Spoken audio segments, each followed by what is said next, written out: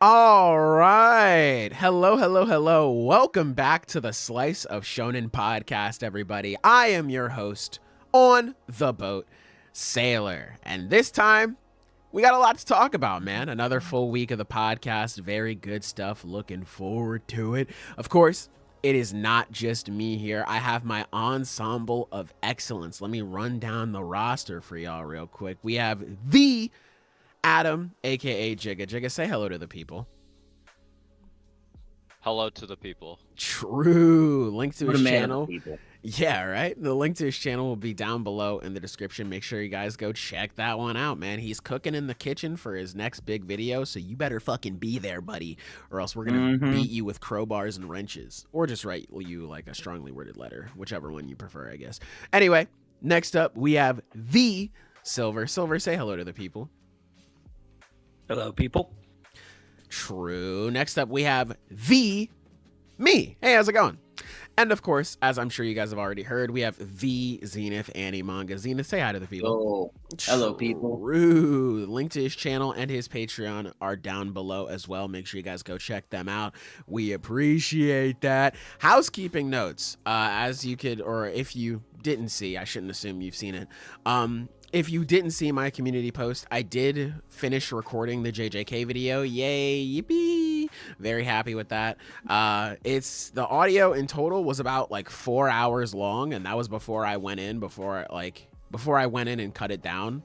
So we are gonna see what that all amounts to, honestly. I'm estimating like a solid hour and a half. That's what I'm guessing, but I could be totally wrong. My JJK video, my AOT video, I recorded like 10 hours of audio, and that was 5 hours long. So we'll see how long this video is going to be. But either way, I'm really excited for you guys to see that. I'm gonna start working on that tomorrow. We're just gonna start cutting it down slowly but surely, and then I'm gonna have the JJK video out, and everyone's gonna be like, "Damn, that was really good," and I'm gonna be like, "Thanks, I appreciate it." So watch it whenever it comes out. Anyway, Sailor did not say hello to us. Yes, I did. You just weren't here for it. But anyway, I was about to say something. I had to EX cancel out of that. I mean, like, you weren't here for that, bastard. Then I was like, nah, that's too mean. Is the JJK video retrospective or a Shinjuku video? Shinjuku video. I'm going to save the retrospective video for another one, because I do want to make a proper video talking about JJK as a whole later on down the line. And who knows, maybe that's when I'll start talking about culling games a little bit, but I have decided to I mentioned it on the podcast, I'm not going to make a dedicated video to culling games, because I'll be like, damn, it really feels like Akutami didn't try with this, and then Akutami's going to be like, yeah, I didn't try, and it's like, yeah, the end of the video will just be like, Akutami even said that he sucked. And it's like, you can't talk about culling games without talking about the rest of the series anyway. Like, it's such a middle point arc that is tied to everything before and after, and yet simultaneously manages to amount to nothing. True, yeah, that arc really just does not mean shit outside of like the last couple of chapters, and it's unfortunate. It's unfortunate. You said, hey, how's it going? I said, hello, welcome back, everybody. What are you talking about? No, I will not be gaslit here.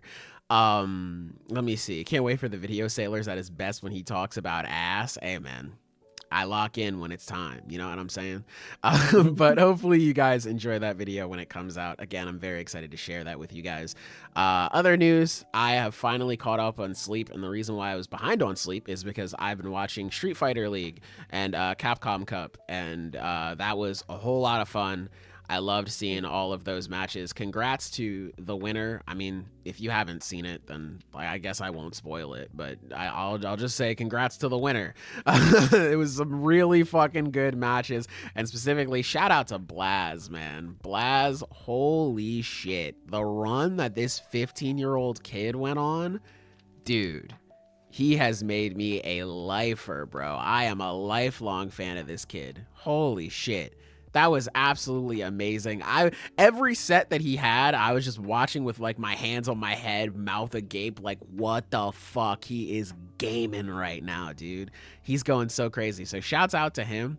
When is the Elena trailer? Man, the Elena trailer is the friends we made along the way. I'm not gonna lie. If they didn't announce Elena then like, I don't know. This is funny. Sage sent this same tweet to our chat yesterday. Street Fighter, isn't that the Gooner game? Should I tap in?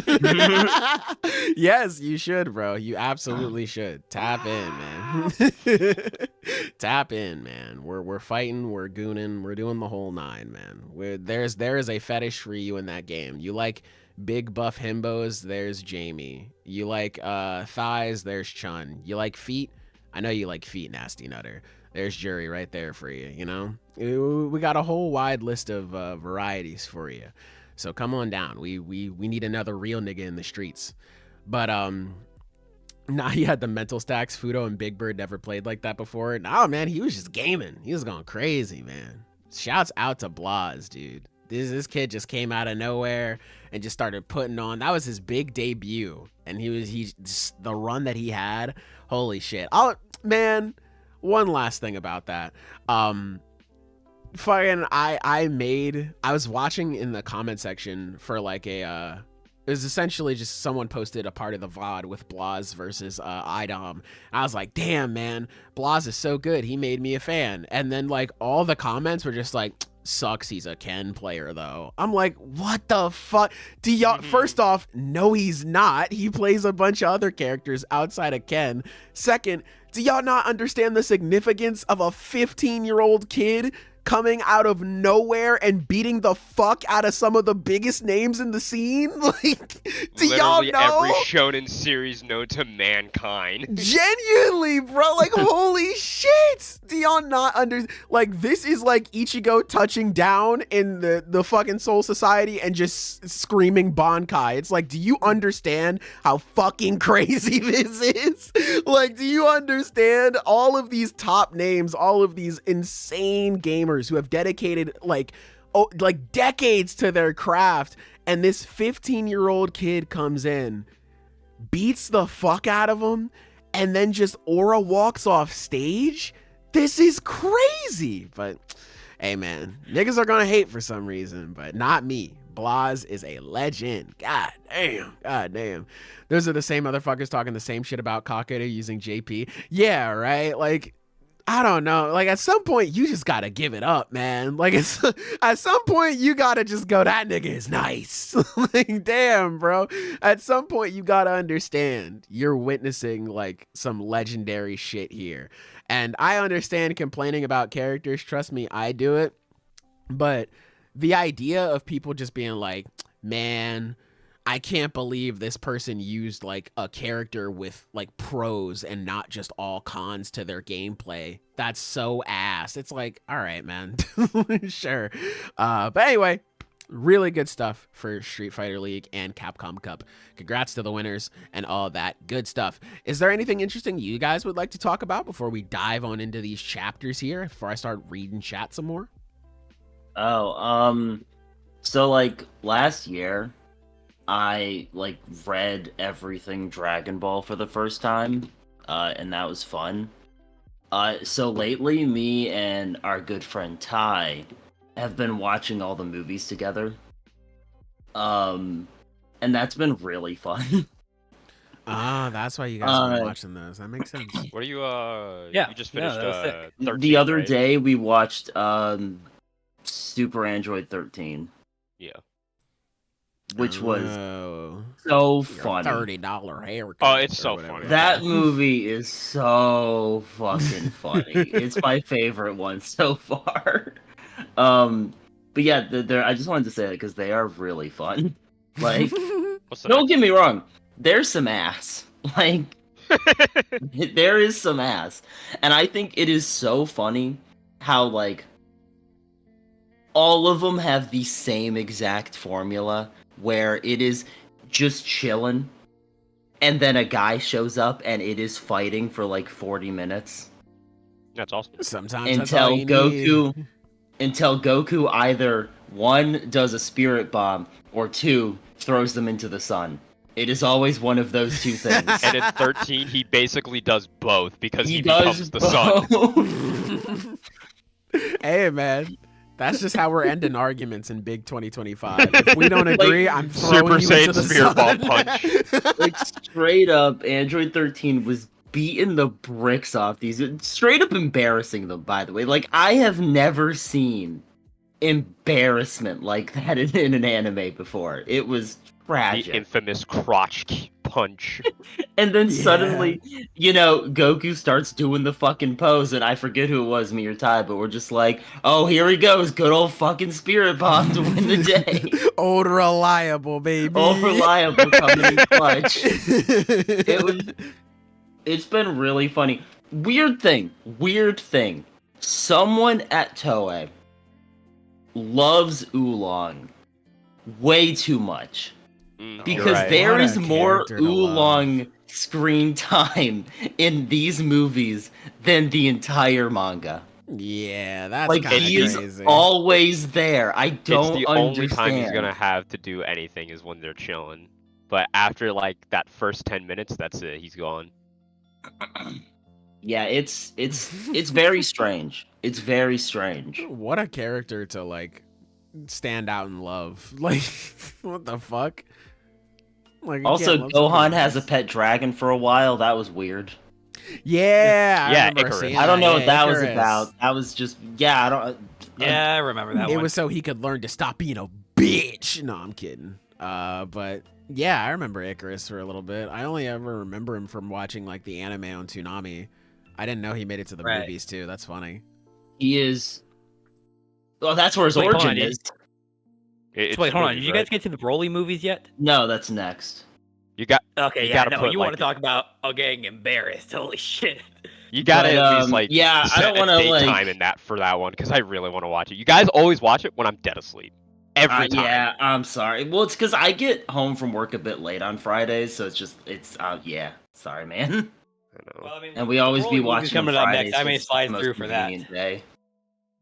You know, I'll sacrifice a bit of sleep time just to watch at least like the first Broly movie because that one's like, it's just way too funny not to watch it. I understand. Type shit. But yeah, I don't want to take up too much time on that because I got a lot to say on these movies. I just think like it's been fun. Hey man, And, I feel it. The last one was really funny. I feel it, man. Hell yeah. Those are probably Like really I've fun. heard the $30 haircut line so many goddamn times. It's really funny in context. Why do you have to disrespect my boy like that, bro? Because he just says it. Like, there's really no prompting aside from, like, a bit of debate with Trunks. Yeah. And, like, he just whips out that monologue, that banger of a monologue. War, segregation. Is that what your free will led you to be? Great stuff. Don't you lecture me with your $30 $30 haircut. haircut. Goku dies. Bro, damn well, hey, maybe he just had to point that out because he just couldn't believe it. Because, in today's economy, that shit's probably like $100. So he's just like, $30? Damn, bro, you cooking. All right. All right, man. Hey, that's a good barber you got. Let me know who you got. Who you going to? Yeah, in this environment, I understand. But hell yeah, I'm glad those movies are good. That's awesome. It's been good. Anyway, chapters. Okay. Let us transition into chapters. Chat, I'll start reading your comments after we talk about One New Piece. Chapter 1142. Fellas, how are we feeling about this one? It was pretty Bye, good Hushu. setup. Pretty good. I'm Again. hyped. Because, this is just a really cool power. Yeah. I imagine this is like, again, this is one of their devil fruits, right? Like, Yes. Oh, yeah, absolutely. Yeah. That's just it's cool because we're getting into a point in the story where Oda doesn't have to hold back on the powers. They can be as weird and insane as he wants them to be. Yeah, especially with Luffy and, all the power of dreams and stuff you have here. Now that you have like a Freddy Krueger motherfucker who could just make nightmares come true, it's like, oh, true, like nightmare. Yeah, this seems to be Killingham's ability. This shit seems kind of ridiculous. I'm not gonna lie, like in a good way. But I thought Killingham's ability was the one that was making him fall asleep and sleepwalk.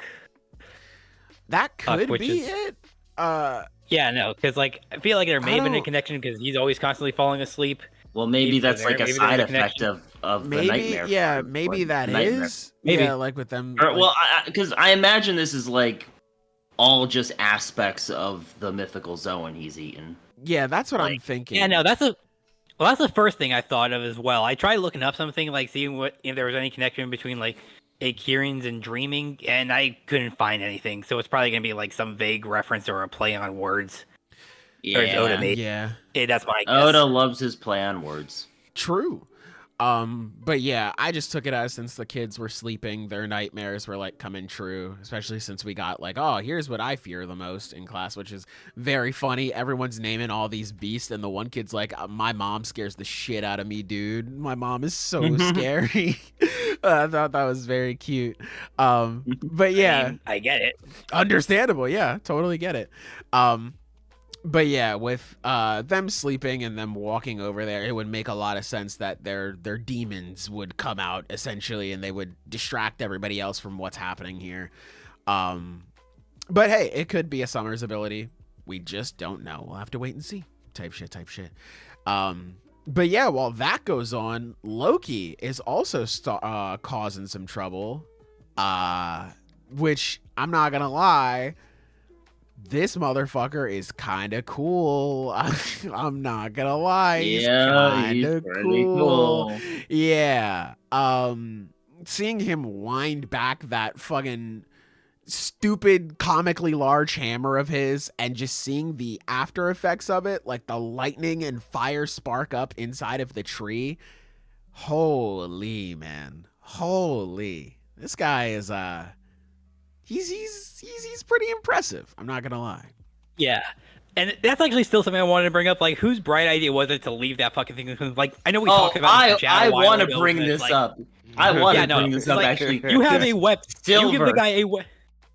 You were extremely funny in that conversation, very unintentionally, might I add. Oh, okay. So this is a conversation in our Discord chat between Sailor and Silver about why they let that hammer stay next to him. And there was some very strong points here, you know. Silver was like, yeah, I can't really believe that. That's like, why would they do that? And Sailor's, you know, doing his best to provide some explanations like, well, maybe they're just fucking dumb. Maybe it's just too heavy for them, you know. He's a big guy, that's a big hammer. They're little fellas compared to him, you know, fair enough. And, you know, Taco comes in. Well, maybe if it's like Mjolnir, like in the myth, nobody can move it besides him. Sailor gives a true emote to that. It is then promptly ignored. People keep talking about it. Taco replies, it might be a case where only Loki can move it. That is promptly ignored.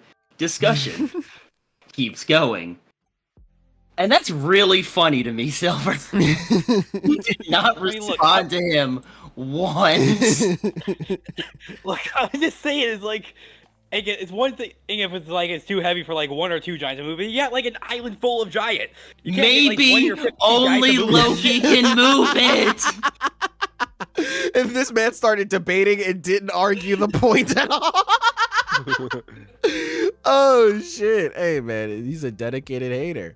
I think that in a very big in a spur of the moment thing with them trying to hold back Loki, they just had to be like, okay, we can't take the weapon off of him because we have to dedicate so much strength to holding him down. So fuck it. He's just going to be locked up with the weapon. And even if that is the case, no one's going to be dumb enough to let him out again. So it's fine. So like, I can, and not the best, but I get it. Straw Hats introduce themselves. Yeah. Even if it is just the fact that it is too heavy, think of the logistics behind getting, enough people to lift the Empire State Building. It's like, if you do the math, logistically, we have enough people to do so. I don't think we could do it still. Also, you have to decide. It's like a skill issue, but okay. It's like, okay, so do we dedicate manpower to holding back Loki, or do we split our forces and do we try to hold back Loki and tear this fucking megaton weapon off of his back? That shit probably was not gonna work. So they were just like, fuck it, just strap him to it. We'll just make sure he doesn't get out again. And that's what I'm thinking it is, man. But hey, I see you in chat, Big Z. But maybe only Loki can move it. Maybe, man, maybe. But that, this brings us into having some real conversations once again. Z, shut up! You're gonna make it happen. This is road work ahead, making us have some real conversations. Exactly, Jigga. No, it's not. My man here loves doing some road work. Yes, sir. Because I feel like in this chapter, the hard work of the Giants was spat in the face of by these delinquents, these hoodlums, these dogs named the Straw Hat Pirates, man. Because truly, none of this would have ever happened if they just shut up and they didn't let this man out. If they would have just listened to anything that anybody would have said, it's not like nobody warned them. People talked about it all the time, but instead the Straw Hats just figured, fuck it. It's fine. Just let him out. And all of that hard work that the Giants had in constricting Loki's movements was flushed down the toilet in a second. And why is that? Because we didn't allow our savior, our goat, our sun god, Road, to do what he needed to do to keep the people safe. And now, this isn't just the only example. It is a two-way front of fuckery going on here, chat. Because not only did the Straw Hats free Elbaf King Von, but also you have the God's Knights who are going crazy. They're destroying the island now. They're causing all of these nightmares to run about and cause all of these shenanigans. They're burning things down. They're tearing things over and all this extra stuff. And they're abducting children. The kids, chat room. Think of the children. These kids got to sleep well when Road was protecting them. And he isn't allowed to do that anymore because these damn haters, they want to get on his back and stop him from being great. But now, you made your bed. You gotta lie in that shit now. You have to understand, you got Loki going crazy. He's destroying things. You got the God's Knights going crazy. They're destroying things, abducting children because of these hoodlums, these delinquents, and these thugs that we let onto the island. I think it is very imperative that starting from after this battle ends, because obviously, we're going to clean up the whole situation. Road's going to play a pretty big part in the finale. I think it's very imperative that, the Giants, they start listening to Road and they start implementing some better defensive countermeasures so that this doesn't happen again. Yeah. Absolutely, man. Thank you. Good gospel, my friend. Good gospel, my friend. Hey, man. Thanks. Sunday, yes. Thanks, man. I know that's the Lord's Day. Yeah. Right. You're right. Church. Yes, man. Thank you. Y'all get it. Y'all understand it. Am I right, chat, or am I right? Come on now. Thank you. But yeah, I guess we can talk about the rest of the chapter. But I just had to make sure the gospel was preached because I couldn't just ignore this terrible act of humanity that was expelled upon the island of Elbaf that never would have happened if the Straw Hats and the God's Knights were kept off the island by our one true savior. So I just had to make sure, Yeah, of course. Of course. You know what I'm saying? Shout out to the donations, by the way. Let me read these because we got a donation earlier. Shout out to Edward. Hello, Edward. Donating the 2, saying, not gonna lie, Kagurabachi made me shed a tear this chapter. Type shit. I understand it, man. I understand. It's a good one. It's a good one. It's a really good one. Shout out to Hardy Hologram with the 5. This is their 20th super on a live stream. Holy shit. Thank you. Don't want to get off topic, but if y'all had any zone fruit, which would y'all choose? I like dragons, so I would choose Kaido's. Yeah. Yeah, I think that's a pretty solid pick, honestly. It's the simple answer to it. I think dragons are pretty sick, so give me Kaido's. I don't know. Like, normally I would go with that one, but I think I gotta go with the Phoenix Devil fruit. Phoenix is a good pick. Because, like, that's basically, that's a mythical zone and a Logia mixed into one. Like, you can't beat that. Yeah, that's a really good pick. True. What are some other good zones? Y'all not trying to take choppers? You know, the human I was fruit? just gonna say that, actually. Enlightenment. Yeah, man. I mean, speaking of enlightenment, there's the Buddha fruit. You know, the human model Buddha. I was thinking from about Sengoku. That's a good one. Yeah. That's a good one. What are some other fun ones? I can't think of any off the top of my head. What's it? Katarina Devon's. Oh yeah, you're right. That's a good one. Yeah, that's a good one. You're not Kaido, big bro. You are Punk Hazard Momo at best. Man, get off my penis. How about that one, bucko? Fuck out of here. God. Problem with Kaido's is I think you kind of got to earn that shit, because it's like, isn't it just like a fish fruit? Like, yeah, you got to be up in the gym. You got to be working. Like, you got to get to the dragon level, I imagine. Yeah, you got to be putting up shots, man. Yeah, you got to be in the gym. You got to be working. And hey, that's just some, building things from the ground level, staying honest, staying true, staying humble. That's just what Road would want us to do, man. So I feel very confident in taking on that task and reaching my pinnacle like I know I can. Is the Road gospel over? For now, I mean, I can keep going if you want. Like, I can make like another hour if you want. You can. No. You can. Don't. Yamato's fruit seems pretty cool. Yamato's is cool too. Yeah. Yeah. But yeah, I would go with Kaido. I mean, I guess technically we actually could count Luffy's fruit now. Yeah, Luffy's his own. Yeah. Luffy's it is. It is his own. Yeah. Sun God Nika, pretty cool. That's a pretty good pick. That's a very good pick. I mean, hell, really even good. Just being a rubber dude ain't a bad deal. That is also true. He's gone. Oh. Who, me? No, our good buddy. Jigga. I was about to say, oh no. Okay, well he's back now. Oh, he's back. Just gotta switch him back over. Yep. Hey, he's back. That was strange. I don't know what happened. Hey man, shout out Doctor Strange, man. Wonderful Marvel Rivals character. Shout out to Joseph for the $2 saying, is Gunko just the Uncle Ruckus of One Piece? Hey, man, we can get into it. So at the end of the chapter, they ask Gunko, what do you, like, is there anything that you're afraid of? And she says, Nika. You know, heart dropped for a second. I saw N-I. I was like, ain't no way. Then I saw the K. I was like, oh, true. Real true. I think Gunko's name too is translated that her name just means like war drums, so it makes sense that she would be afraid of the dude who dances through like the warrior of liberation. Yeah, someone who beats a drum. Yeah, exactly.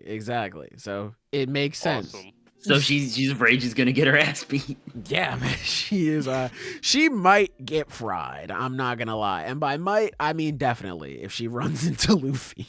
But she just has to hope it doesn't come to that point. I guess. I mean, there was. I think one of the kids they had a picture of just like, hey, what do you fear? And it was Nika, or something like that, because of what Nika does. There's something here. Let me see. Okay, yeah. It says Loki has a huge hammer and he destroys the world. No, he doesn't. The one who destroys the world is Nika. And then someone says, ew, he's pretty scary. And then someone says Loki is scary. So they're still talking about the things that they fear. Who knows? I mean, like, it would certainly be something if you have all of these people trying to be the sun god on Elbaf, Luffy obviously being the sun god currently, and then you just have another rendition of the sun god spawn in from the kids' nightmares. Like, that would certainly be something, especially since, you know, they would be bringing about destruction of the island, and Luffy is undoubtedly going to save the island. However he does, we still don't know how, but he's undoubtedly going to be saving them. So it fits, honestly. I wouldn't be surprised if one popped up. Yeah, and it's interesting because it's like Luffy does, like, he does destroy wherever he goes. It's usually for like something new to be put in its place, like whatever the current order is. So it's like he is in a way like a god of destruction. Like he has earned that kind of reputation, but it's not in a way where it's like he's destroying all the good things. Like it's a recontextualization of that kind of concept. And like if you just hear that, you can understand it's like, yeah, a kid would be afraid of that. Oh god, he's gonna destroy the world. And like, yeah, the current one, he's going to destroy the current world order, and you know, other things will happen. He's not really concerned with the after effects of these things. He kind of just lets the people figure it out, but that's neither here nor there. Fair, man. I understand, dude.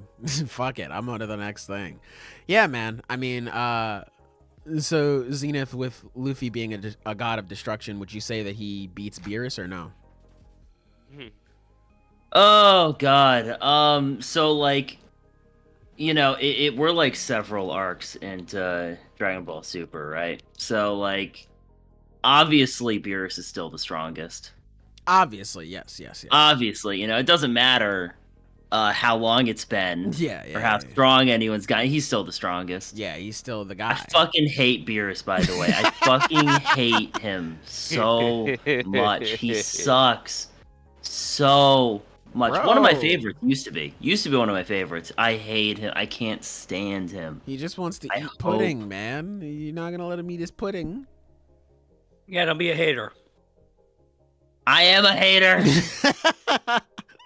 No, man, you don't like it when our characters get crazy strong and then the narrative is still like, nah, but they still suck compared to Beerus? Doesn't Tomb Force not work on Beerus?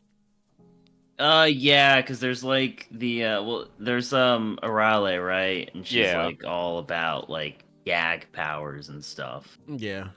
And he still beats her, I think. Well, it was like Whis just gives I don't know. I warning didn't watch saying, the full episode. I just saw Whis clips, just says like, oh, don't fuck with him, Arale, because like your Tomb Force is not going to work on him. Gotcha. Okay, yeah. Fair enough. I never watched that one, so. LOL, bruh. Hey, that's just how it be. Yeah. Anyway, to the chapter. Yeah. I think it's really funny.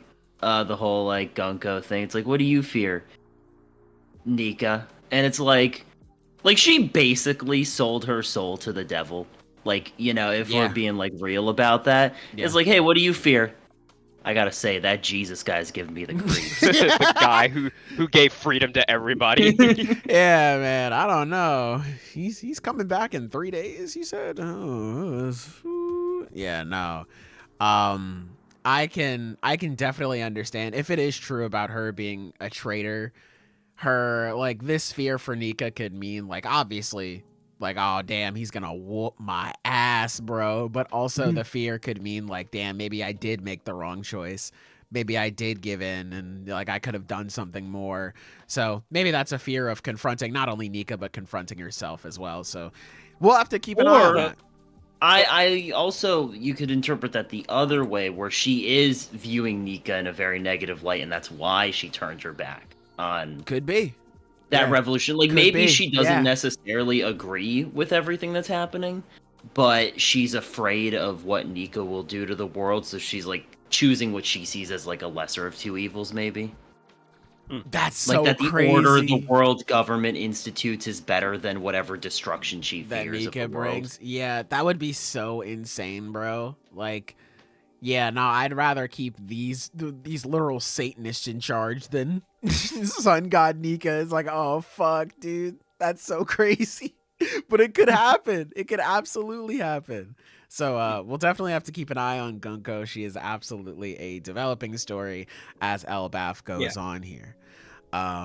Let's see what else happened here in this chapter, because I feel like we covered all of the major bits that were going on. We saw Soul give out a midterm exam. Silver, I was gonna bring that up. What do you think about the teacher's powers? Yeah, Silver, I know you're very like studious. I know you love your midterms and exams. So how did you feel about Saul's punch here? Did it excite you? No, not even a little. Damn. Damn, that's Saul though. Damn, bro. You don't like midterms? Despise them. Damn, bro. Fuck. I will say I don't know what it is in the Japanese, but the English translation is midterm X-slam, which is fucking hilarious, actually. It is pretty good, because when I was reading it this morning, I'm used to fighting games, so I was like, oh, EX slam, because like super powered moves are just like, oh, you EX the move. It's like, oh, that makes sense. So when I realized it's supposed to be a play on exam, I was like, fuck you, Oda, I hate you. That's so clever, you bitch, you got me. So yeah, I thought that was pretty fun. Rare Viz One Piece English translation W. That was very, very nice. Okay.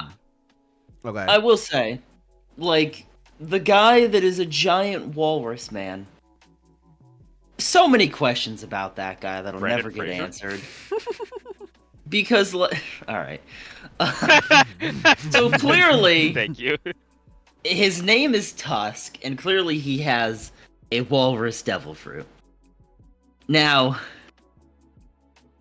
did he change his name after getting the walrus devil fruit? That is the question. Or were his parents just really confident about what would go down? They pre-ordered the walrus name. They said, just no. I would like to think that he probably changed his name to fit the theme. Had to have, You man. see, that makes sense, right? Mhm. But he isn't a walrus all the time, I imagine. You think he just turns that shit off? That's how a devil fruit works. I mean, the way I could see it is like maybe his parents had the devil fruit when they gave birth to him. I think that's like he was doing from the start. possibility. Yeah, I think like maybe they like had it, and then one day they chop a little piece, put that in his food. Hey, you're a walrus dude now. All right, that this Never had a is a lot, I gotta say. They fucking roofied his breakfast? That's crazy, bro. This makes sense. I was named Tusk. Yeah, it adds up, Mom. I gotta say. I will say, I think it's funny that his name is You never Tusk had and any he kids. beat the dragon into a spin. Shout out to JoJo, I guess. So shouts out to him. We'll have to definitely get to the bottom of the case here when it comes to Tusk and his lineage and just how his devil fruit affects him. These are the important questions that we need answers to. Let me see. I mean, is there anything else for this chapter that we need to go over? I think we kinda Maybe someone covered brought this up everything. already, but it looks like I did want to kind of round back onto the whole Gunko being afraid of Nika a bit. Oh my god, 'cause dude! I I actually did need to have get a off thought. the internet. I'm sorry, Silver. I just heard goon and I was like, no way, Silver. I'm sorry, Silver. That was very bad of me. Continue. I was listening to both of your interpretations of it. I did have thoughts on both of them. So for the first interpretation, where it's like where she turned her back on the Revolutionary Army because she decided that she didn't follow them anymore, or now she's afraid of Nika because now she feels like she's gonna face retribution for that. The first thing I thought of okay, that was basically like the equivalent of like when you do something bad as a kid and then your mom walks through the door, or do you know she's about to break out the sandal? Yep. So that was my first interpretation there. And then for the second one, and this is actually serious, and that's the one I probably would believe. Because this is actually something I would have thought of as well, as maybe the reason she prefers the government in taking over or sees them as the lesser of two evils versus what Nika's freedom represents is maybe it's a possibility of what too much freedom could do. Because we don't know her past, but maybe there was a point in where she saw like what unchecked freedom can do, like without a higher authority, you control everyone. And like maybe that influenced her past, and she saw like the destruction of an island, a family, or something, and because of it. That could definitely be the case. I mean, like places like Gray Terminal exists where it's just like, fuck off, we don't pay attention to you at all, y'all can sort things out, and there's freedom in that, but also like, just like a bunch of terrible stuff that happens too. Or then you also got like Pirate Island itself. Like that place is like a perfect representation of unchecked freedom. Absolutely. Yeah. So it definitely could be a situation like you were mentioning where she's like, hey, I have seen what y'all do when y'all get freedom. We need to take that shit away immediately, bro. Pretty much, need to take that away now. So, hey, I can understand why she would, I guess, feel that way if that was the case. So, yeah, good call. I think that makes sense. Were you about to say something, Zenith? It sounded like you were about to look something up. Yes. Also about Gunko. Maybe someone brought this up earlier, but in page 9, when you see the kids walking, you also see an arrow guiding their direction. Yeah. So it's like, yeah, I don't know. It's like it's just not really like pointed out by anyone, but I think that's neat. It shows like another application of her power. And I'm interested to see her in a fight because I think just like direction powers are cool. Absolutely, yeah. Like, I mean, you got it in shout out Soul Medusa, Eater. I love you. Right? Yeah. Yeah. Oh my god, by the way, go ahead. Sage is reading Soul Eater right now. Oh, and peak? Yeah, he actually just finished the Arachne invasion arc Oh thing. shit, nice. Yeah, it was fucking wicked. Hell yeah, dude. Yeah, no, Nice. it's cool. Anyway, yeah, direction powers are sick. So yeah, I think we even mentioned on the podcast too that Gunko would be like a really good assist character, and she's already putting in work, helping out, guiding the kids to where they need to go in order so they can abduct them. So yeah, Gunko is already she's definitely putting in her mileage here. She's putting in a lot of work. So I'm very eager to see who is the one who fights her exactly, or if she's in a team fight or a single one. It'd be good. I kind of hope that she is Usopp's fight. Oh, that could be fun. Because I don't think she's gonna be like as powerful as any of the God's Knights that are here. And I think like someone who controls like vectors or whatever would be really cool fight against a sniper. Yeah, man. You could already see, I can already see him shooting a pop green, like he shoots it at the sky, it falls at a certain angle, it follows an arrow and just like hits her back or something. She's like, "What the fuck?" So yeah, I think cool. That would be really cool. Like, it obviously depends on how powerful like Oda wants her to be, but so far I'm thinking that's like her like his best shot at a cool fight this arc. Yeah, I can see that. Sailor, who's more peak, Stein Kid or Black Star? Black Star, and it's not even close. Black Star. Hold on. Yeah. Okay. Every now and then wait, no, that's Black Star. Yeah. Black Star is king aura farmer, bro. Yeah. That's my fucking warrior god right there. He's so sick. I say it all the time. He was fighting with a hoe the way he fucking farms that aura. It's crazy. I mean, technically, like. Subaki, not saying Subaki's the hoe, but Subaki has a similar shape to a hoe. I'm not disrespecting Subaki. She's goated. I'm not disrespecting her. I had to clarify that fast because I was like, the optics look crazy. I had to clarify that real quick. I could never disrespect Subaki. I love her too. But yeah, Black Star, I mention it all the time that like this motherfucker just looked at someone flying and he's like, I'm gonna do that now, and then just did it. Like, that's crazy, man. I love Black Star. That's my goat right there, man. That's my glorious king. He's him. Yeah, absolutely. Also, my PFP on Twitter is Black Star. I feel like that was just a layup question for me. I love Black Star. But anyway, like straight up in the final fight, Maka's just holy shit. We're in a fight among gods right now, and Black Star is one of the people she's talking about. Exactly, bro. That's my goat. Like you can't change the fact that he's him. God, bro, that's my glorious king. This man stared down like the embodiment of madness, one of the fucking craziest things you'll ever see in your life. And he just smiled and he's like, good to know I can get stronger. That's my fucking guy. Yes, sir. Yes, sir, man. Plus, bro, he has some of the best fights in the story with Mifune. Nah, bro, he's too clean. He's too clean, man. There was also, speaking of, arrows and, all that good stuff, it reminded me of the one moment in the One Piece chapter where one of the guys mentions to Saul, don't touch the children. What do we think that means? Does that mean like they just join the conga line of kids walking? Do they add on to the nightmare? Like, I'm not sure what that could mean, possibly. Don't touch the kids. What page is this? Sorry. This is on page 8. Okay. Where he's saying, this is also the one where the kid is like, hey, are you Luffy's friend? And Robin's like, yeah, I am.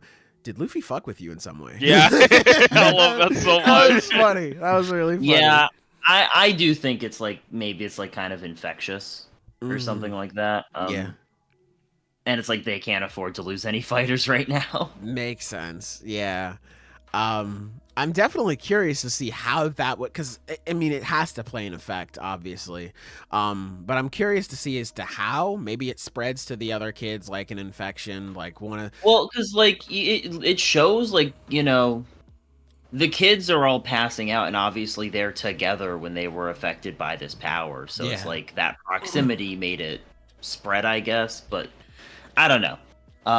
Maybe fuck, what's the name? I gotta look him up. But the name of Gabon's kid, because I know he's in the classroom too. Maybe he goes out and he tries to prove like I'm a strong warrior, and he goes out and he like touches one of them.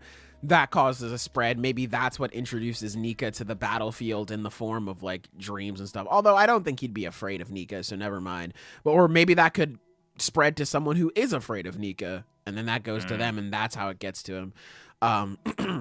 But that's what I'm predicting anyway. I'm predicting that Gabon's kid, he's gonna go in there, he's gonna be like, yeah, I can handle this, and then immediately be in over his head, because that's just how shit is. Yeah. So yeah, definitely keep an eye out on that. I think it'll make for a pretty interesting situation. But I'm flipping through the chapter now. I think that's everything that I have to say about the chapter. Is there anything else that you guys would like to talk about?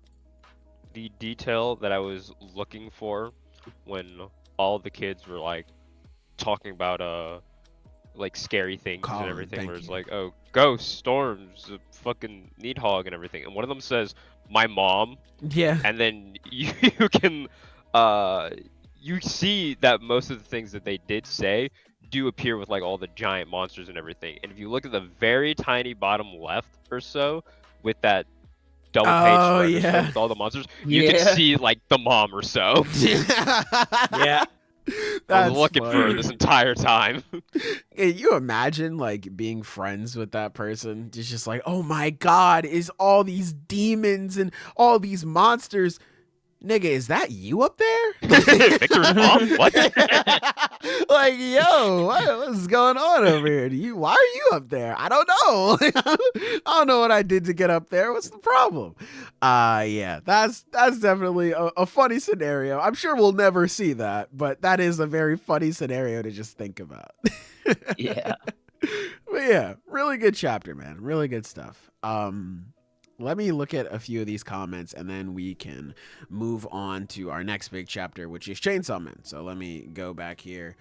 Hold on, let me write this timestamp down real quick, just in case people don't want to listen to the comment readings. Okay. So let me see. Yeah, we've got a lot of comments. Yeah, absolutely, man. Y'all are chatting. I love it. Hello, y'all. Hello, Lemon. Hi, nasty nutter. I had to point that out first because that was I'm happy my legacy lives on. Hello, bro. Hello. Arrival, half eye. True. Bet. You were magnificent, Blas. I shall never forget you for as long as I live. True, bro. True. Hey, man. Props to my glorious king Kakeru, though. I've seen way too much disrespect on my goat's name. Really? I feel like a lot. Then again, I guess I'm just not as tapped in because Kakeru, he's been that nigga for me. So maybe I'm just not tapped into Street Fighter stuff. Don't worry about it. Oh, okay. Yeah. I don't care then. Maybe I'm not as tapped into it, but Kakeru has been that guy for me. So yeah, I fuck with him. So shouts out to him. Let me see. I read that one already. It took until the Chainsaw Man chapter for people to realize that part 2 is pretty mid compared to part 1. I don't know if it took until this chapter. I feel like people have been saying that. This chapter, man, people have been holding out. What the hell? Yeah, I think people have been saying this is the one, really? that. Yeah. But yeah, I don't think that this chapter did anything to change their minds, I guess. But well, I think if you don't like it. part 2, this isn't going to be a chapter Exactly. that you love. Yeah, exactly. But I like this chapter personally. Yeah, I mean, it was pretty neat actually. It's a shame. I like my hate watch of JJK critique videos, but I understand why you're not into it. Thank you, Exile. Let me see. If it's a slander off, always bet on Sailor. Hey, man. I lock in when it's time, man. I lock in. On everyone's soul, we all love feet. Hey, how do you guys feel about feet, man? I mean, he said on everyone's soul, so like clearly he's not lying about that. Sorry, Sailor. I only stand on business. I knew you loved feet. That's what you used to stand on. No, I business. don't stand on feet. I stand on business. Well, that's how you stand on business, with feet. So, like, I feel like that was just another way of saying that, you know, you like feet. I understand. We all like feet. We all like feet. Sanguine Sky said so. We all like feet, man. Listen, as a jury player, I can never beat the allegations. But I'm just happy to know that everyone else, you know, also has those same allegations. Level 3, wake up level 3s in one set. That's just what it takes, Bretta. That's just what it takes. OMG, guys, it's the Death Devil Part 9, The Final Death. The Friday the 13th ass title. I like it. Let me see. I sat down and watched 23 episodes of Orb on the movements of the earth in one go. Solid 9 out of 10 from me. Shouts out. Big buff himbos, sign me up. True. Why is Streamlabs not letting me scroll down anymore? There we go. Let me see. This 15-year-old can't beat the best out without using a slightly powerful character. Exactly, bro. That's how they be saying. Wake me up when a 9-year-old wins with Jamie. Amen. You might be in a coma. Wake me up when Kagurabachi has a bad chapter. Brother, you're just dead at that point. You ain't never waking up. You're never waking up, I fear. Did you see the Gachi author did the Absolute Cinema reference this week? I did see that. I didn't know. No, hold on. Funny. I got it. Wake me up when Kagurabachi has a bad chapter is so funny. Because it's like, on the surface, that is glaze, and I respect it. That is the most hater-ass mentality I've ever heard. Wake me up when there's a bad chapter. I wake up to hate. Hey, he's better than that fraud Chihiro. He's better than that bum Chihiro waking up to fresh hatred. Yeah, okay, buddy. Yeah, we got real haters in chat. Hey, man, I respect it. I was not here last time, but Chain Soldier is back from hiatus. I didn't read the recent chapter. Hopefully it was good, but I did read the Return from Hiatus chapter. That was fun. Let me see. Plays top tier. Man, you're carried. Plays bottom tier. Man, you're carried by matchup knowledge. Plays mirror. Man, what's wrong with me? It's fucking wild. You're just carried, bro. You're carried. I understand it, though. I understand. Wins, man. Carried on skill. What the fuck? I can't believe it, man. You just absolutely carried. It sounds like Black and Marvel Rivals, man. Shouts out to our friend, man. Shouts out to him. Let me see. They fight for 40 minutes, then Goku realizes he has 2 minutes left, so he presses the win button. True. That's my goat right there, man. That's my goat. All in agreement that Lord Slug is ass. Do you agree? Do you think Lord Slug is ass, Zenith? Or did you watch that movie? He's not. I mean, I kind of like the twist about him, but that's really all he's got going for him. Hey, other than that, I he kinda like that sucks. movie because I watched the shit out of it when I was a kid, okay? It's got a soft place in my heart. He's got a soft spot, I understand. Yeah. By the way, Also, how could you not like it when Goku, like, beats the fucking bricks off of those two guys in that movie? Oh, He it's fucking so kills them. Him fighting the fodder characters is always really funny in those movies. God, He's man, he W does frontrunner. not care. Yeah, man, this is awesome. By the way, Sailor, I hate you. You have changed how I say One Piece forever, man. Hey, I'm glad to see my influence lives on. One Piece. One Piece. Let me say. I've seen people say Kilogram put them to sleep, and then Summers gave them nightmares. Damn, bro, they got the Freddy Krueger team comp, bro. That's scary shit. Let me see. A metal Logia would be so metal. True. Very true. Can we have more Logias? Give Eastman Win Logia so he can drift away as soon as he's needed. Bro, that's what he's doing already, man. He doesn't need a Logia for that. Nah, but he probably does have the Win Logia. I imagine he does. Speaking of moms, let's talk about Iori's mom. Had to add the W in there. Hey, man. Hey, we'll get to it. We'll get to it. Let me see.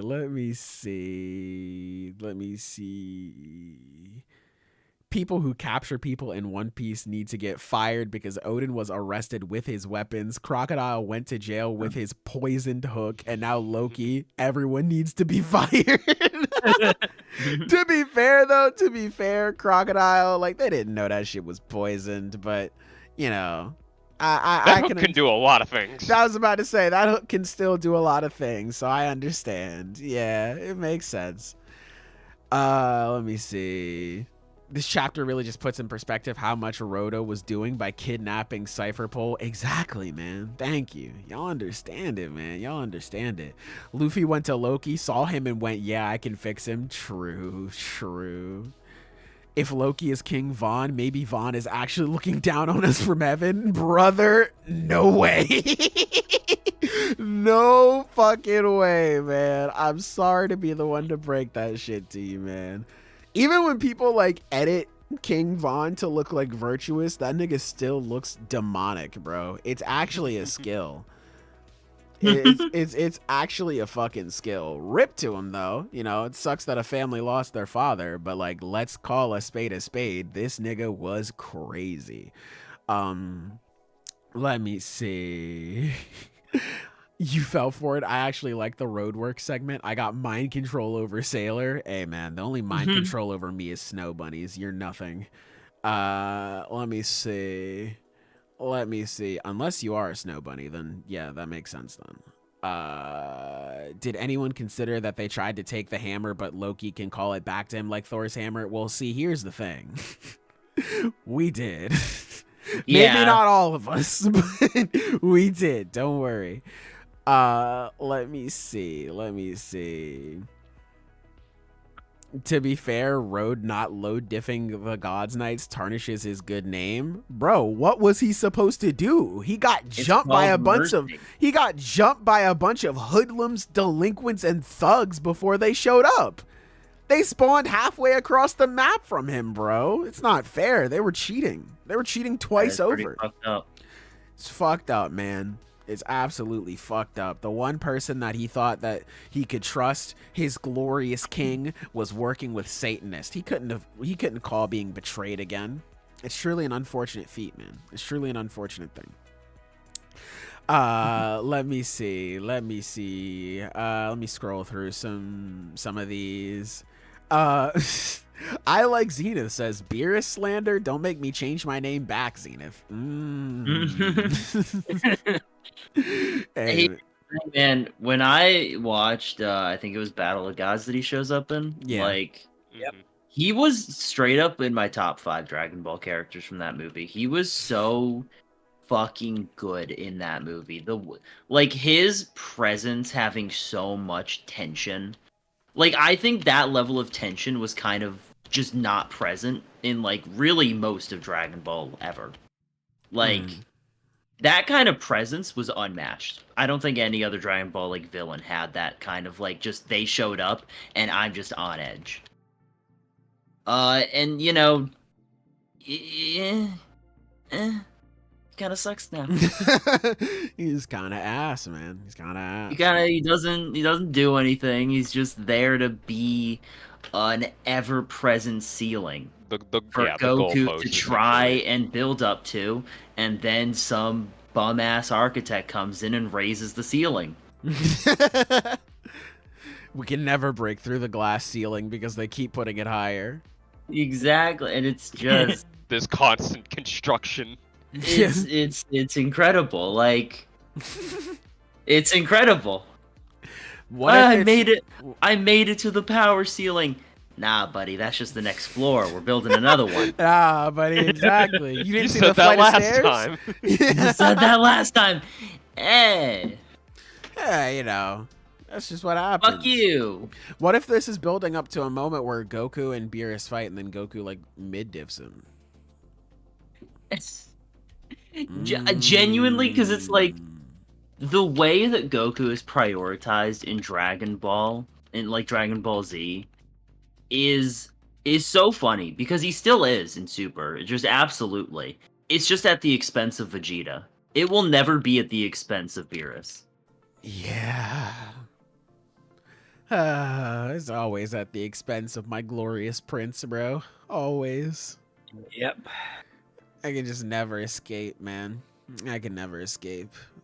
One day I'm gonna read all of Dragon Ball and I'm just gonna be sad all over again. I'm gonna be like, oh fuck. My glorious prince forever screwed, man. Damn it. But yeah. Shouts out to Beerus or not. Bastard.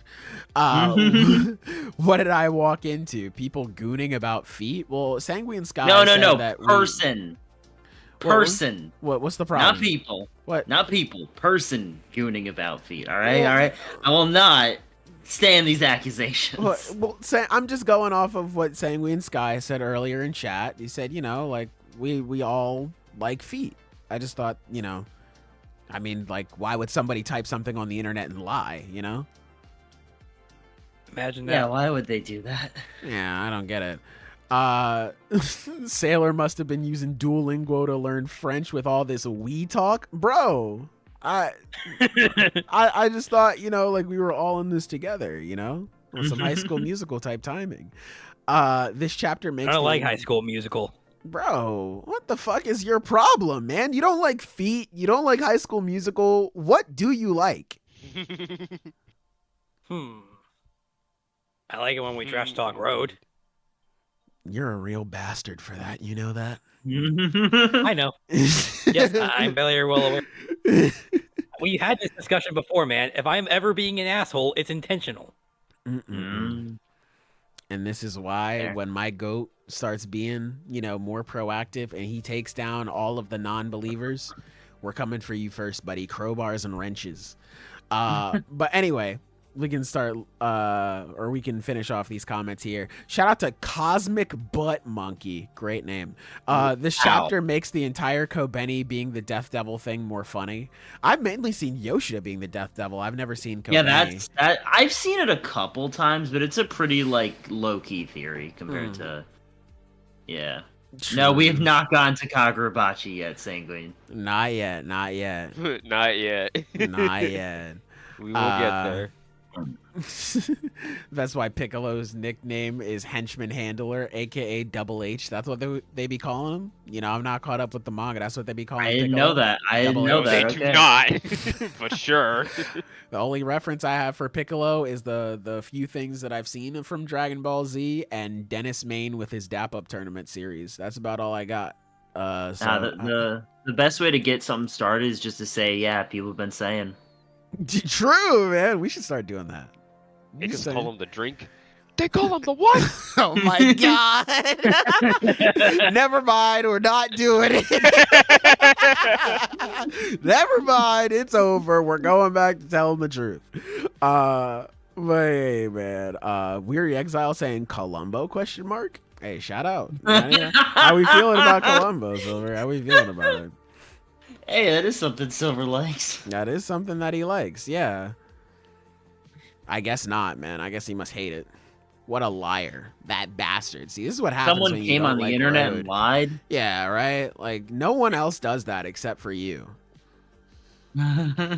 Really? That's really fucked up, man. Yes! Really? Nobody else does that. Are you implying that there are non-truthers online? Yes. That's fucked up, man. What the hell? Come on, man. Listen. You don't have to keep lying on the internet by calling everyone else a liar. That's really fucked up. But anyway, let us move on. Let us talk about the next chapter we have on the docket here. Chainsaw Man chapter 195. Fellas, how are we feeling about this one? This is a really fucking good chapter. I like this Denji chapter and, Asa quite stuff. a bit. Because, I mean, they just finally get to talk. Yeah. Yeah. My God, what a concept, fellas. I know, right? What a concept. It's, yeah. I mean, just finally getting just Asa's perspective on everything. And it's like, it's understandable. Reasonable crash It's out. understandable how she's feeling. Because they're on very opposite ends of this. Whereas, like, Denji's just always had a shit life. He's in this weird perpetual state of, like, he can persevere. He can keep going. Because he doesn't really, like, he's always known how bad it is. But Asa, you know, yeah, she's had bad experiences. She not a very good childhood, too. But, like, overall, she's had a relatively normal life that was basically stolen from her without any even mistake on her part. Like, she didn't even do anything wrong. And it's understandable why she would just want that to end, especially with everything that her continued existence might mean for other people's well-being. It's definitely a lot to put on a person who's basically just had a normal life, like, what, 2 weeks ago? I don't know how long it's been. My concept of time in real life is already fucked. I don't know how it is in manga. Okay, well, I mean, I think it's definitely been longer than 2 weeks. It's like, Okay, I want to a say month. it's been like at least I want to say 2 months maybe, because like there was that whole thing where she was like the star or the Devil Hunter Club or something for a while there. So like she got. Oh, that's got some true. There was a bit of a time skipping kind of there, right? Yeah. Okay. Yeah. So like a month okay, or two, then I don't I think know. it's a fair assumption. Yeah. My point is, she's going through it, and she ain't ever had to go through it like this before. Yeah. I will. Oh, go ahead. I'm sorry. Actually, no. It's I was gonna skip ahead. Actually. Oh, I was just gonna say that, like, I am, like, as each chapter passes, I am starting to, like, I'm not saying it's happening for Trucity. I'm not saying it's definitive, but I'm starting to become more and more of a believer of, like, these kids are just gonna be fucked forever. Because when Asa is going through this, like, existential crisis of, like, oh my god, like, the person inside of me, like, Yoru, is planning something worse than human extinction. Fucking hello. Yeah. She's planning something worse than human extinction, and I have to die, but, like, I'm too afraid to kill myself. I'm too afraid to die again. Like, I don't know what I should do. I don't think I should live, but, like, I want to, and blah, blah, blah. And Denji's response to this is just like, we'll think about it later. I was like, holy bro, they're cooked. Yeah. It's over, dude. Like, they really need, like, a solid support system, and they're just not getting it because both of them are so fucked up as it is because of their circumstances. So I was just like, yeah, this is looking very bad. Yeah, Not to mention all the good support systems are already fucking dead. They all Yeah. got killed. Yeah. Yeah. And it's like, but yeah, no, going back on that whole conversation, and I did like that because, and there's definitely a lot to unpack. So like, first things first, there's like whatever it is Yoru's planning, and we don't actually know. She didn't say because it's literally so horrible. But if I had to guess, it's gonna be like some sort of eternal World War III. I imagine That's- she's gonna turn a bunch of people into weapons and then have the other people fight with those weapons. That would be like, Yo, she's gonna be like Rokuhira. damn, okay, deep cut. But yeah, no, Awesome I'm question saying, mark. well, no, because I'm just saying, it's like a big thing about Yoru's character. The reason why he wanted it to take out Chainsaw Man is because she's afraid of her concept being forgotten and disappearing. Like that's a big thing with her. Or the whole reason why she's doing a lot of it. Like So an it's endless war, basically. Yeah. Exactly, and that way it basically ensures that she will never be forgotten. That, Oh, I you can know definitely what, see that's- that being the case. Someone brought it up about 5 months have passed since the Falling Devil. I'll be honest, the pacing since then has been so weird. My sense of time since that arc has Yeah. been so off. But True. thank you. I will trust you implicitly. Well, I guess now that I said it, it's explicitly, but thank you. Right. Same. And then difference. and then for Asa herself, it's like yeah, no, it's like you said, it's a lot to put on a person. It's like she knows that Iori was planning something bad. She wants to take herself out before she can enact that plan, but she just can't do it because she's too scared to do it. Like, and I know we've always joked about her being a fucking loser, but like we can't do that this time because like that's fucking understandable. It's like Yeah, that's a lot to put tough. on a teenage girl. Yeah. It's like, and even Denji agrees with it. It's like it can die and I can revive myself every single time, and I am never ready for it. A person who has to only do that once is never going to be ready for it. Yeah. So it's like it's also understandable why he responds with like well, think about the hard stuff later, because like if you try to think about it all right now, it's just going to be like this endless spiral all downward. It is not going to end well. Oh, you just talk about it here. It's like as much as you want to. It's a lot for them to figure out on their own. And it's like you said, it would be great if they had a third support system. But unfortunately, we're kind of plumb dry out of those. They got each So other. And that's that is not a great. fat L. Yeah, exactly. They are cooked. Yeah. But still, it's like it is still nice to see Denji try to comfort her in the only way he knows how to, which isn't the best way, but it's something, and it's better than nothing. Let's say. Mm-hmm. Yeah. Like again, just like he's doing this to keep her from spiraling. Mm-hmm. Yeah, it's interesting because I mean, skipping ahead a little bit to the end of the chapter, and then I'll spin back around to this section here. It does connect. Trust me, I be bringing shit around town. No SpongeBob. Skipping to the end of the chapter, we have this new girl appear, and I am just like, in my mind, I am just assuming like, okay, I think this is just the Death Devil. Probably. And, yeah, and I think That would be fun.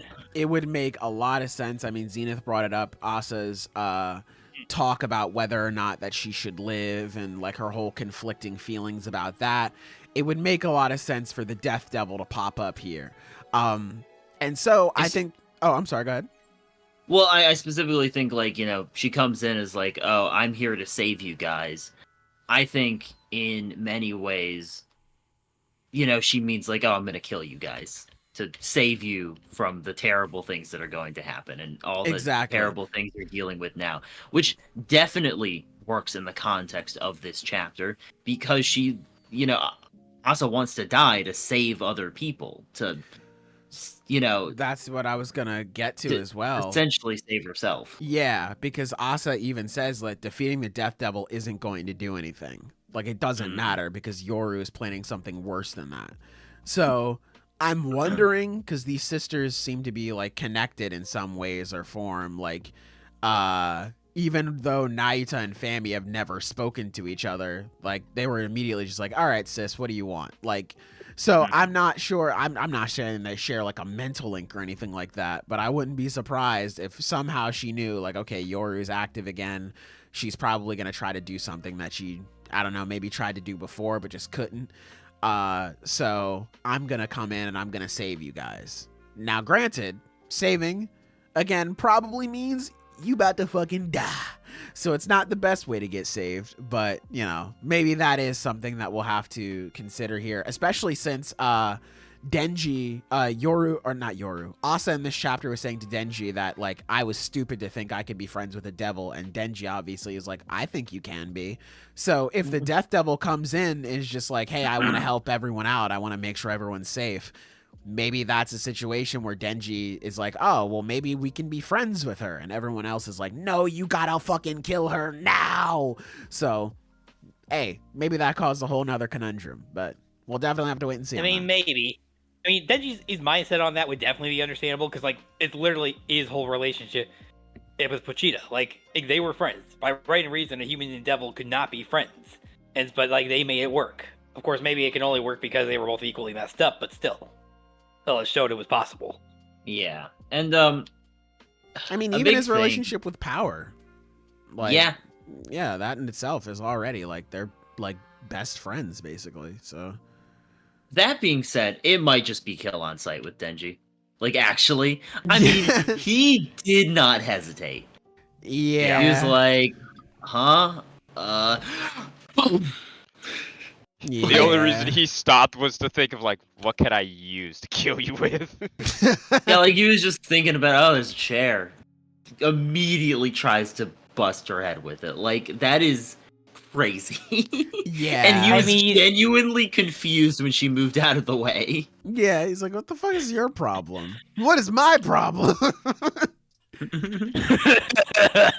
So I would not... I've seen a lot of people saying, like, oh god, Denji's gonna simp for her. And, like, yeah, maybe. He also might just try to kill her. Yeah, he also does have pussy riding on this, so, like, maybe he does. He's got a lot riding on this as far as he's concerned, so... Right, like, no, I actually, I didn't even mention that part, yeah, because, like, she had to have been listening in on most of that conversation, right? And Yoru found a way to, like, completely suppress her at that point. She's there. She was listening to that. Yeah. So, yeah, it's weird that she didn't actually mention any bit about that whole deal. I to think be fair, end of the world is taking precedent. Yeah, to be fair, like, her coming out and being like, I want to fucking kill myself is a bit more just like, hey, let's not have sex, actually. I think the I want to fucking die, kill me now is enough of a, hey, I'm not interested in the whole sex thing. Can we just, it's like the meme of, like, the worst thing she could say is no. it's like that. It's just like, well, you know, she could just say no to me, you know, whatever, we go from there. It's like, I think I want to kill myself, actually. It's like, oh, true. You know, so definitely takes precedent over that. So I can understand that. I'm sure we will get a conversation about it later, though. I feel like we definitely will. I mean, I shouldn't say definitely. It's fucking Chainsaw Man Part 2. Maybe we'll never talk about it again, but I don't know. We probably will. It'll just take forever. Yeah, right. Yeah. But I thought this is a pretty solid chapter. This is a pretty good one. I enjoyed it even, yeah. I enjoyed like this one. Actually talking, and it's not a bunch of edgy bullshit for no reason. Yeah. I feel like I would have disliked this chapter beforehand if I didn't start, I guess, adopting the philosophy of, like, maybe these dudes are just fucked forever. Because, again, seeing Asa go through all this turmoil and Denji's like, nah, don't worry about it. I would have been like, holy fuck, bro. It's over. Like, I would have been dooming, bro. Holy fuck. And who knows? Maybe the dooming is a necessary thing for this chapter. We just didn't see, you know, the future yet. So obviously we wouldn't know. But I think with me sort of just starting to come to terms with the fact that maybe these dudes will just be fucked up forever, I was just like, all right, well, I guess this is just what's happening now, and it made me appreciate it a bit more. I think our way to that fire. I'm very interested in how this, because even if this isn't the Death Devil, I think it is, of course. I'm very interested in how the Death Devil will be, like, utilized in this story, because it's like, it's not just Chainsaw Man, but death has been a very core theme in so many of Fujimoto's works.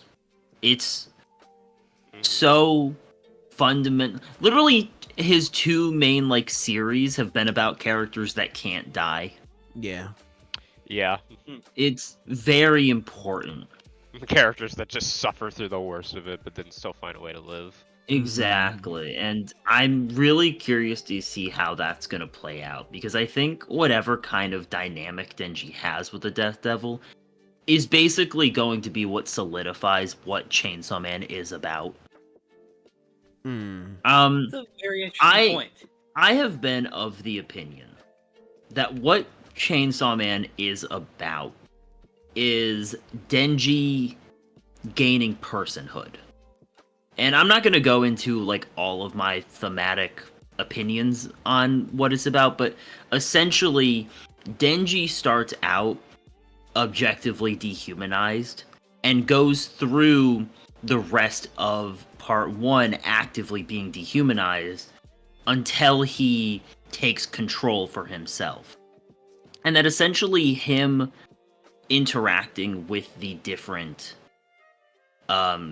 these different what are the horsemen, I forgot the word for a second, these different horsemen devils, is about him reclaiming something of himself that will essentially bring him closer to being a fully realized human being. And I think ultimately the way that this story ends for him is he will be a fully realized person, but he will still have the chainsaw heart that keeps him immortal, and that the last step will be him gaining the ability to die. How that actually ends for him, this is just my long-term prediction, and I've held this for a very long time. I think this is what the story is about. That makes sense, yeah. I remember hearing about this for a while now from you, so like it could definitely still happen. Yeah. I am still firm on that opinion, so we'll see. Little tangent on just my overarching idea of this story, but I'm very fucking excited to finally have this character, if it truly is her. Yeah. Only disappointment is Sleeping Danger brought it up. She don't look like Rhea Ripley, man. I'm sad. I knew you were gonna bring that up. Bro, I'm sorry. I like Rhea Ripley. I like badass goth women. Shit. I just wanted her to look like that for real. But, she's cool or whatever. She's cool. But yeah, definitely looking forward to seeing if this is the Death Devil and all of the possibilities that come from that. It'll be very interesting. But is there anything else you guys would like to say about this chapter before we move on to our next one? I think I covered all my bases. Yeah, no, I've True. Yeah, I'm good. All right, so next up on our docket then is Kagurabachi Chapter 71. Fellas, how are we feeling about this one? 71 chapters. What about that is significant? What is it? Oh, that's right. None of them are bad. Woo! Not a single miss. They're all good, miss, man. Yeah, I was not expecting a flashback in this chapter. Very nice though. I liked it a lot. Really cute stuff, man. I when I first read, like when I was opening the chapter this morning, I got caught up on myself for a little bit because I can't believe that the daughter is Iori and the mom is just Inori. Nigga. Oh god, thank you. Yeah, I was like, did they spell her name wrong? I was like, what am I reading? Yeah, it threw me off for a second. I was like, what the hell, bro? It's genuinely like it's like good you versus evil you. It's like, what the fuck? What are we talking about here? But yeah, Inori is Iori's mom and Samura's ex-wife. She was out and off her feet for a little bit. She isn't feeling too well. So now this is just the adventures of Samura trying to take care of Iori and their bond, their relationship growing from there. Starts off pretty rocky, which makes sense. Iori thinks her dad's a fucking loser. So it makes sense that she'd be like, man, I don't want to talk to you, dad. You suck. I will say her inadvertently, like, her inadvertently holding the blade backwards the first time she grabs it, it's like, damn, she was built for this shit, huh? she was built for this EI purity style, huh? Like, even when she's not trying, she just knows it. So I thought it was very cute seeing them grow together, and seeing them try to become start to bond more and become more of a family with Inori. God, it's gonna trip me up. Inori in the hospital and her recovering. I thought it was very cute when they were making the contest on who could help her out the most and make the best meal. It was very nice, very special. But of course, you know, it builds up to that moment. Yeah, where it's just like, oh, this is gonna be bad. And it was. Unfortunately, Inori passes away. What an awkward conversation where she's telling Samura, like, hey, I don't think I can last much longer. He's like, good job living, I guess. You know?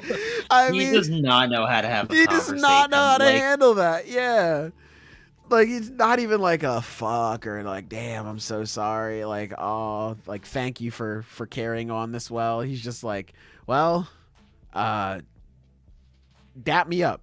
You know, like, genuinely, how did this man get married? Like, how did he pull?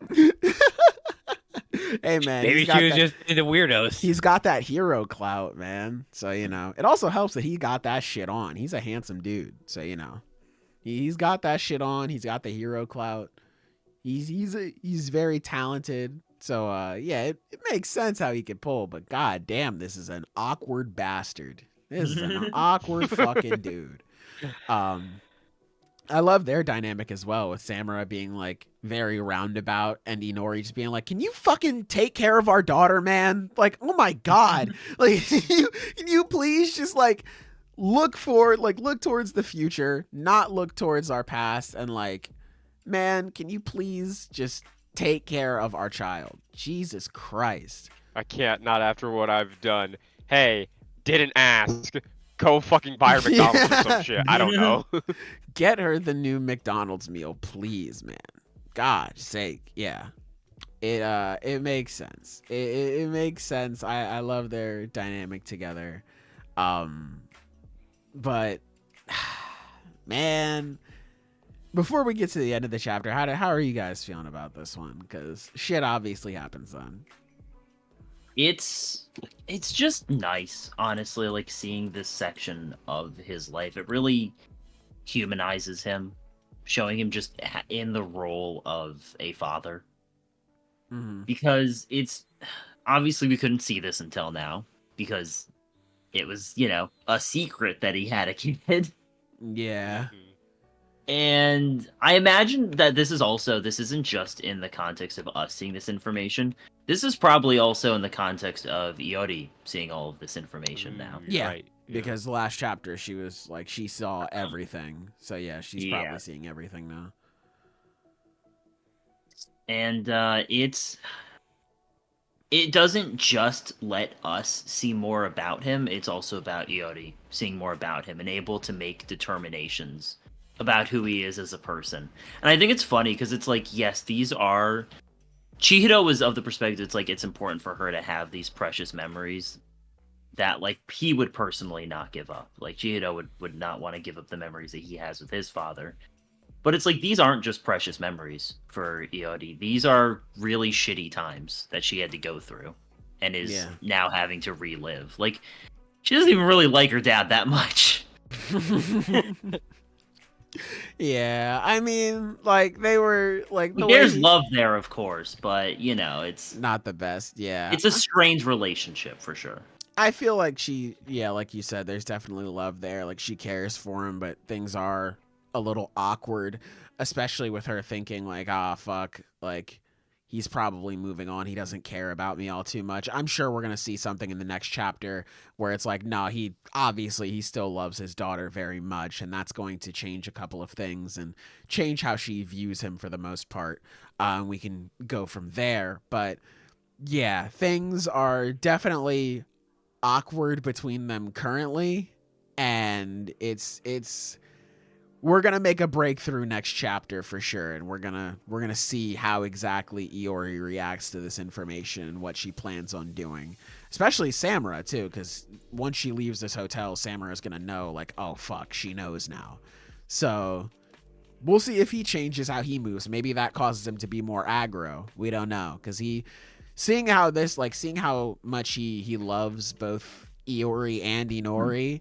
Seeing her, like, all the lengths that he went through to make sure she's protected, for them to essentially drag her back into things, that man might go full tilt. So, like, we'll have to see exactly what he does in response to this. I'm sorry, you're saying something? No, it's I don't know. Someone's commented in chat, by the way, and I want to bring this up because I think it's interesting. Can Yura read minds? Because he seems to respond out loud to something Samura thought. And, like, reading over that, I don't know if he's reading minds. No. That is a very weird exchange they have. What part are we talking about here? Because I don't. In the second to last page, he says, "I don't know who you are, but do me a favor. Don't make me draw my blade." And Yura responds, "For the future, huh? Don't worry, we're just here to talk." What the fuck does that mean? For the future, huh? Like, what is that referring to? That doesn't respond to anything he said. I don't know, honestly. Like, I'm not gonna say, like, oh, he's a mind reader. Like, that's not definitive at all. But, like, that is a weird thing to say in context. Yeah, it's definitely a weird response, because I can definitely, like, you can interpret it as, like, oh, you're just saying that for, like, oh, like, if I don't stop doing whatever I'm doing, you'll pull your blade on me, like, in the upcoming future. But, like, again, that's such a weird response to have to that. Like, you could just say, like, I just want to talk, man. I'm not here to cause anything. Not, like, the for the future part. In the Portuguese translation, it's pretty clear that he read his mind.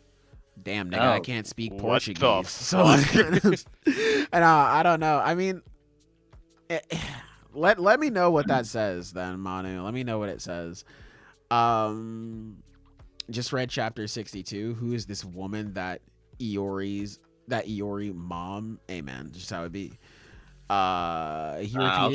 He repeated what Samura thought, just paraphrased. Okay.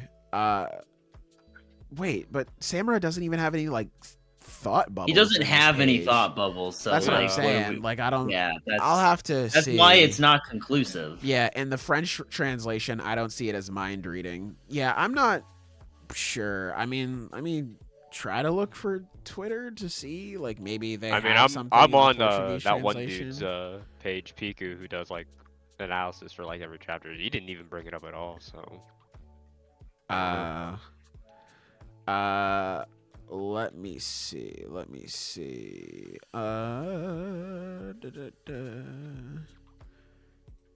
on. I have to look through. I'm just scrolling through my For You page and liking things now. Okay, hold on. Kagurabachi Indri. Let's see. Is there anything? No, this is from a couple weeks ago. Maybe if I go to latest.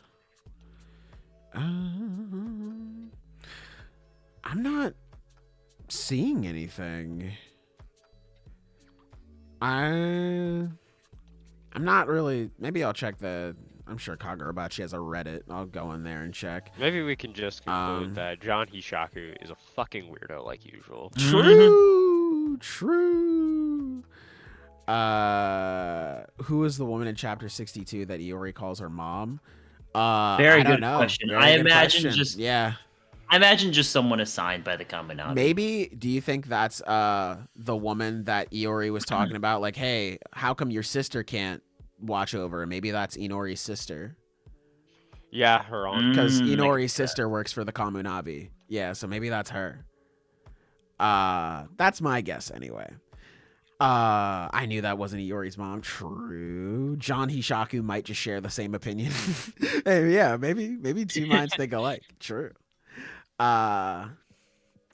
Let me see. Yeah, okay. So I'm trying to look into the mind reading thing, but I'm not seeing it. Maybe we'll get more information as that develops. But yeah, for now, I'll just look at it as Johnny Hishaku being fucking weird and him pulling up and giving this big ultimatum, this very big prediction in tow by saying the disaster that will befall this country as a result a few years from now. And we see a absolutely gorgeous page of just the city being destroyed by the fucking Child Forsaker 9000. The City Destroyer 52. Yeah. The Orphan Annihilator 9000. Yes, sir, man. Like, this shit is just bad, dude. It's just bad. So I am wondering what exactly could have led them to get to this point specifically. I mean, maybe it's just the commodity of the weapons still being around. The fact that these weapons still exist even after the fact that they don't need them anymore. So maybe that's why Samura is just like, fuck it, we need to get rid of the weapons and we'll get rid of the people who can wield them to such an extent, so they don't become such crazy weapons of the state. So maybe that's what happens. Maybe that's what they be doing. Excuse me, Jesus. Do we think we're gonna get a war flashback next chapter? I don't think so. I think it's just gonna be a conversation between Samura and Yura, and then maybe we get a little bit of the present with Iori's reaction to the information that we all just saw. That's what I'm thinking anyway. I don't think it'll be too crazy in terms of like action or anything. It's going to be. It doesn't really have anything to do with the chapter. Well, it kind of does, but at the same time, almost any time the Shunichi is like mentioned in some shape or form, you see the one dude who's like always locked up and everything. And I know that we've probably like alluded to this as well, but like, God, the moment that guy actually becomes a part of the story, that shit's gonna be wild. Ooh, yeah, he's because gonna be like a problem. What? Christ, man. It literally just leaves me speechless. I don't even know what to say. He'll just kill everything.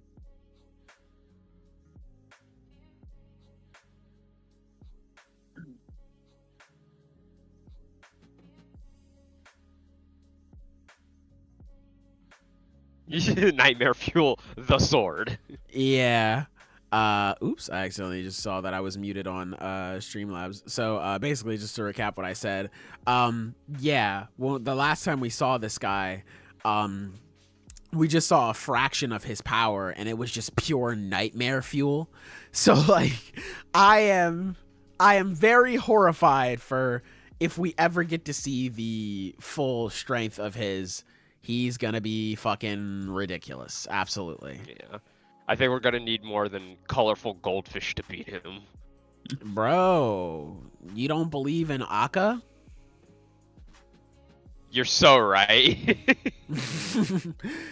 I'll repeat. Do you think this was a flashback or a flash forward? Flashback. This is a flash.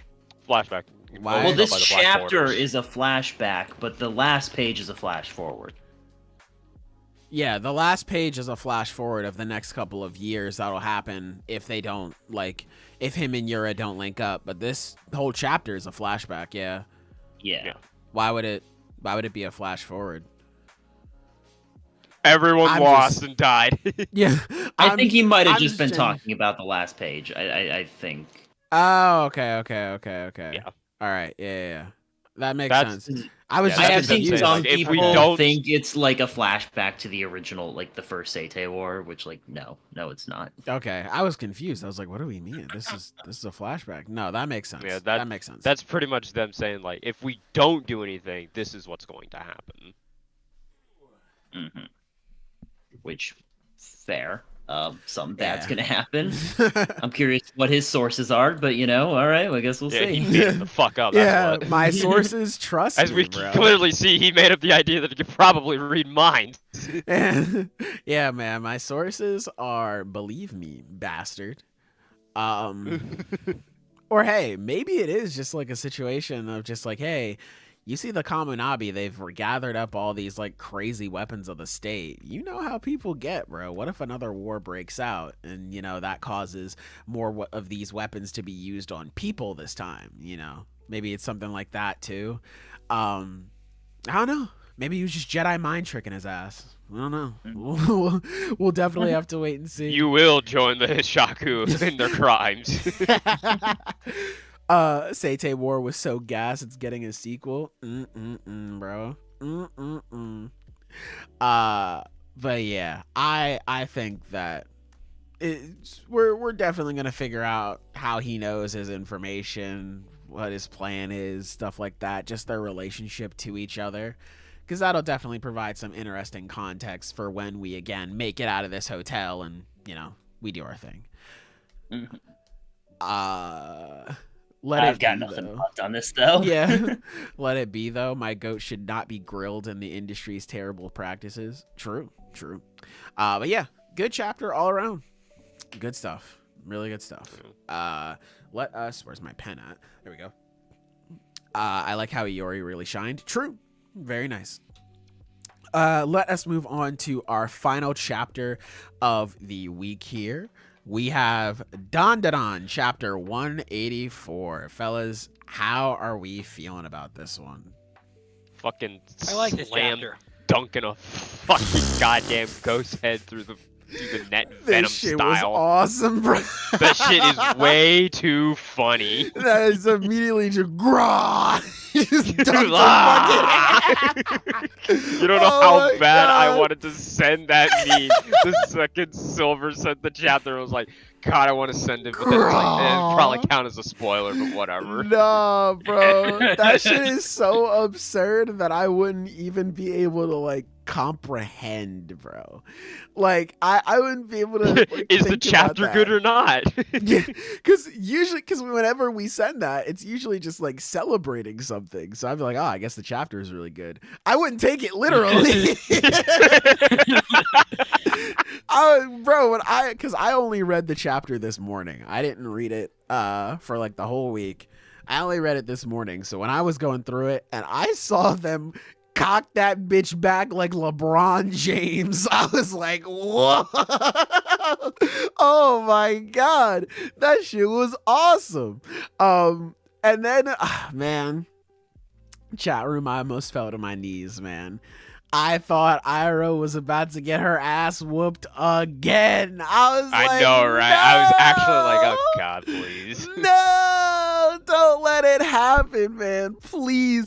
They grabbed her head and started dribbling her shit like a basketball. I was like, no, get up, Aira, please. She has to win. She has to win after this. Because if gotta. she loses from having that, oh my God.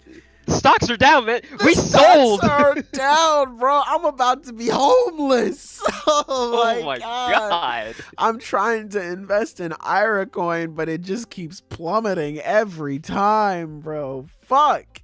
But luckily, Rin came in. She's singing her song now. She's providing the buff. She controls gravity. So I'm sure these two can clean things up now. The big thing is them just trying to figure out who is controlling them, all these dudes. How do they stop them? And also, what the hell is happening with Yukishiro right now? Because that was like, when Rin got up, that was her first priority. Like, before she even worried about, like, oh my God, I am just ahead right now. Holy. That was her first priority. Like, hey, Yukishiro is in really big trouble right now. We need to go help her. So, hey, we got to get to the bottom of that, bro. We got to get to that real soon. Especially since we could use all the help we could get, honestly. We're running a skeleton crew right now. So, hey, we could really appreciate all the powers we can have right now. That'd be very appreciative. Thank you very much. But yeah, some really cool NBA Jam type shit in this chapter. I love it. It was awesome. Yeah, no, I will say, like I thought it was gonna be a little close for Aira, but it really was quick thinking on her part. It's like, cause like, yeah, no, it's like that whole, the only clue she had is like her body was in like the other world, only her head was out here. And it's like, who would assume that immediately the only way to get it back was to like reverse or is going through the hoop, like Yeah. While she was having her head dribbled, like that really is actually impressive on her part. It's really really to be able cool. to actually put two and two together, or while that's happening. So you Yeah. got to give credit where credit's due. Absolutely, man. Like her her just literally taking the shot and just being, it was like playground rules. She's like, you didn't make it. I watched it go in. You didn't make it. So like, she's just like, nah, man, you didn't make that shot. Sorry, bucko. So I thought that was very nice. That spread of her, like, of Rin, like, busting out in her pose and blasting everyone off again. I was like, damn, this is cool. This is really cool. I like this a lot. I love Dandadan spread. So that was really nice. Invest in Vegapunk stock, Sailor. That bum won't die no matter what. I will never. I cannot, man. I invested stocks in Vegapunk dying, and I was kicked out of my apartment. I was on the street. I was cooked. So like any investment that I have in Vegapunk, I just can't do it, man. I can't do it, bro. I have to plot on his demise forever. I might just jump in the One Piece verse with crowbars and wrenches and take out all 30 billion of the Vegapunks, man. I might have to in order to get a return on my investment. You never know. But, yeah, man. This is a really fun chapter of Dandadan. A nice little setup for the fight to continue now that we got a proper 2-on-2. I wouldn't be surprised if we switch to the 2-on-2 going on outside. Yeah, I was going to say, it's now 2v2 for both people now, basically. Yeah. 2v2. Yeah, exactly.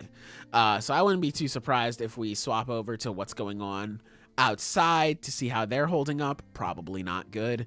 And then I'm sure they'll come out and beat them in some way, shape, or form, especially since Kinta's got like that malleable shit with him.